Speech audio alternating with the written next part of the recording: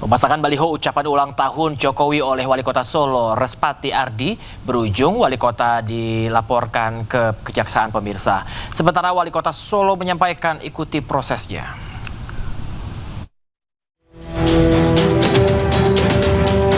Inilah baliho Jokowi yang terpajang di sejumlah titik di Kota Solo, Jawa Tengah.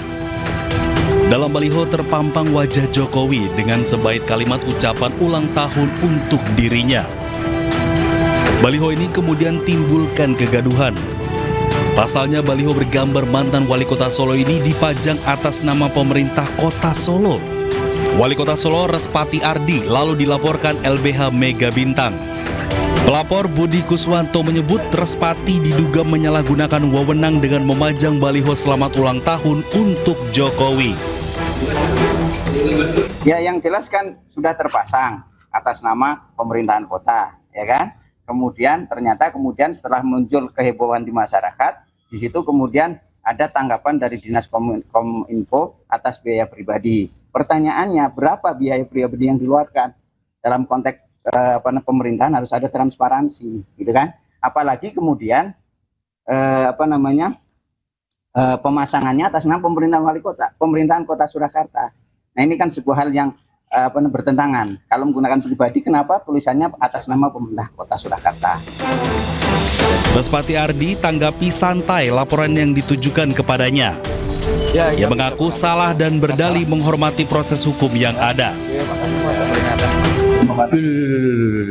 Oh iya tuh, siap salah, udah saya berikan siap salah. Awas udah. Ya, oh siap, gak lurus, siap salah.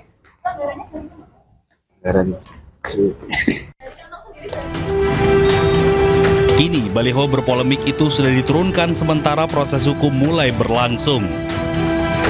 Dari Solo, Jawa Tengah, Septiantoro, iNews melaporkan. Tim kuasa hukum Nadiem Makarim melaporkan 4 hakim ke Komisi Yudisial yang menangkan perkara klien mereka.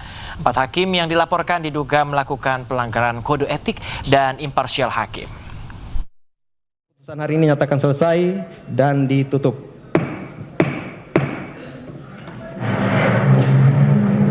Yang mulia, ini ada kasih kesempatan.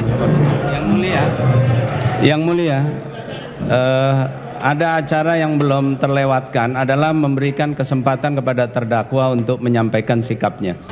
Tak diberi kesempatan untuk memberikan tanggapan terkait vonis 10 tahun penjara dan denda 1 miliar serta uang pengganti 809,5 miliar rupiah dalam kasus dugaan korupsi Chromebook. Tim kuasa hukum mantan Menteri Pendidikan dan Kebudayaan Nadiem Makarim melaporkan 4 hakim Pengadilan Tindak Pidana Korupsi Jakarta Pusat ke Komisi Yudisial. Selain itu, 4 hakim yang dilaporkan berkaitan dengan dugaan pelanggaran kode etik dan perilaku hakim saat menangani perkara Nadiem Makarim.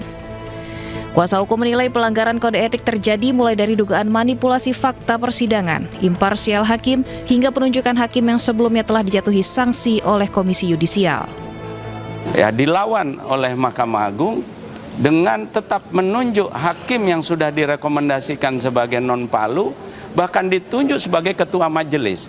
Dan kemudian ternyata terbukti pula di dalam proses peradilannya telah menunjukkan hal-hal yang melanggar etik, tidak profesional dan tidak imparsial. Kami juga sampaikan tentang sikap hakim ketika mengakhiri persidangan yang lagi ramai juga viral, itu juga kami laporkan. Itu seharusnya majelis hakim memberikan kesempatan untuk terdakwa menyampaikan apakah menerima, banding atau pikir-pikir. Merasa ada ketidakadilan dalam vonis sang suami, Franka Franklin, istri Nadiem Makarim turut mendampingi tim kuasa hukum mendatangi Komisi Yudisial. Franka menegaskan dirinya dan keluarga akan terus memperjuangkan keadilan untuk Nadiem Makarim. Dan tentunya di bagian akhir kami mengharapkan keadilan untuk dapat ditegakkan. Hari ini kami juga mempercayakan kembali bahwa keadilan tersebut dapat kami dapatkan dalam institusi-institusi yang memang sudah di peradilan ini. Usai menyerahkan laporan, kuasa hukum berharap Komisi Yudisial menindaklanjuti seluruh dugaan pelanggaran tersebut secara objektif berdasarkan bukti yang telah mereka serahkan. Dari Jakarta, Berliana Mileni, Andri Setiawan, Zulkarnain, iNews melaporkan. Wakil Ketua DPR Sufmi Dasko Ahmad unggah ucapan selamat ulang tahun untuk Nadiem Makarim. Menurut Dasko, unggahan itu dibuat timnya untuk mengucapkan selamat ulang tahun bagi para tokoh nasional. Di unggahan selamat ulang tahun yang disampaikan Sufmi Dasko Ahmad untuk Nadiem Makarim, tampak terlihat foto rangkaian bunga disertai tulisan Happy Birthday. Selain menuliskan ucapan selamat ulang tahun untuk Nadiem, Wakil Ketua DPR RI itu juga menulis sebagai doa agar mantan Menteri Mendikbudristek itu selalu dalam lindungan Tuhan.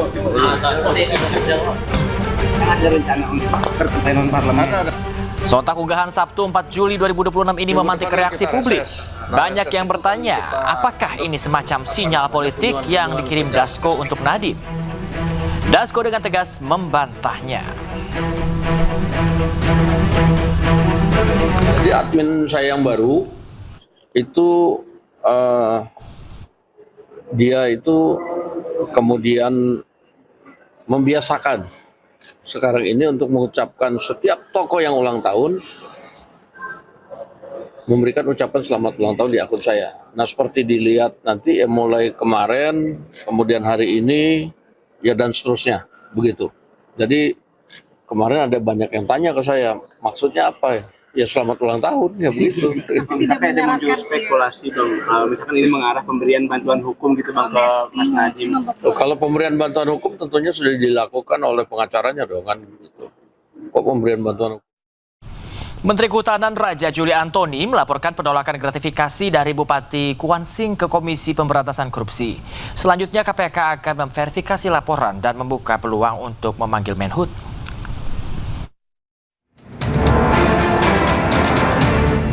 Komisi Pemberantasan Korupsi menyebut Menteri Lingkungan Hidup Raja Juli Antoni telah melaporkan penolakan gratifikasi. Laporan disampaikan Raja Juli Jumat lalu dan kini sedang diverifikasi oleh KPK. KPK juga membuka peluang untuk memanggil Raja Juli. Pada Jumat pekan lalu, Pak Menhut Raja Juli telah menyampaikan pelaporan gratifikasi kepada KPK. Maka atas pelaporan tersebut, tim Direktorat Gratifikasi dan Pelayanan Publik akan melakukan verifikasi dan analisis, termasuk juga koordinasi di internal KPK. Untuk selanjutnya, KPK akan menyampaikan analisis atas pelaporan tersebut, apakah dapat ditindaklanjuti atau tidak. Sebelumnya, Raja Juli mengungkap pertemuannya dengan Bupati Kuansing Suhardiman Ambi yang telah berstatus tersangka dalam kasus jual beli jabatan. Raja Juli mengaku Suhardiman meninggalkan amplop berisi uang usai kegiatan audiensi resmi. Namun Raja Juli meminta ajudannya untuk segera mengembalikan amplop tersebut. Peristiwa itu terjadi 17 hari sebelum Bupati Kuansing terjaring operasi tangkap tangan KPK. Tim Liputan iNews melaporkan. Menteri Kehutanan Raja Juli Antoni mengakui jika Bupati Kuantan Singingi Suhardiman Ambi sempat memberikan sebuah amplop kepada dirinya. Tanpa mengetahui isi amplop tersebut, ia mengklaim langsung memerintahkan ajudannya untuk mengembalikannya, yaitu pada tanggal 12 Juli. Raja Juli sempat menghubungi Kapolda Riau untuk memfasilitasi ajudannya mengembalikan amplop tersebut. Teman-teman semua, Jumat, ya, hari Jumat tanggal 12, sekitar 17 hari sebelum terjadi OTT, ajudan saya sudah mengembalikan amplop putih kepada Bupati Kuantan Singingi. Ada tanda terimanya, ada fotonya. Saya lihatkan kepada teman-teman aslinya. Nah, ini tanda terimanya. Tanggal 12 Juni pukul 14.57. Ya. Awas tuh, ya. Ini yang menerima, ya, Bapak Dr. Suhardiman Ambi, Bupati Kuantan Singingi. Ya, pakai matre. Ini ajudan saya Bambang Haryadi. 12 Juni pukul 14.57. 17 hari sebelum OTT, ya, sebagai tanggung jawab moral saya, tanggung jawab publik saya sebagai pimpinan di sini, kami sudah mengembalikan amplop yang ditinggalkan Bupati ketika audiensi tersebut.